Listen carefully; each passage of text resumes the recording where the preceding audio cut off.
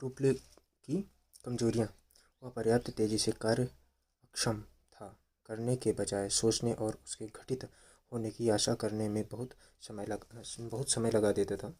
Dupleix की निरंकुश व्यवहार के कारण फ्रांसीसियों में झगड़े होने लगे थे।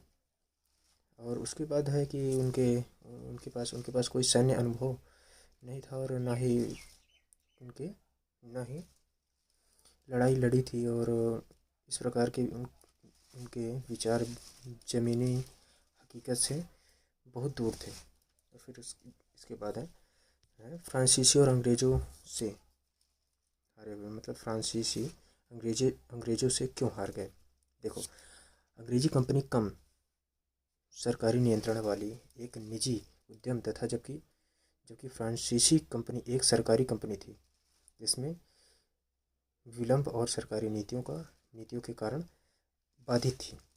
और अंग्रेजी सेना की श्रेष्ठता ने उन्हें फ्रांस और भारत में उनकी संपत्ति के बीच समुद्री संपर्क को कम करने में मदद की। और इसके बाद है अंग्रेज़ों ने विस्तार के दौरान कभी भी अपने व्यवहारिक हितों की उपेक्षा नहीं की। इस प्रकार उनके पास युद्ध लड़ने के लिए आवश्यक धन की कमी नहीं होती। दूसरी ओर क्षेत्रीय महत्वाकांक्षा के अधीन अपने व्यवहारिक हितों के अधीन होने के परिणामस्वरूप फ्रांसीसी कंपनी आर्थिक रूप से कमज़ोर हो गई।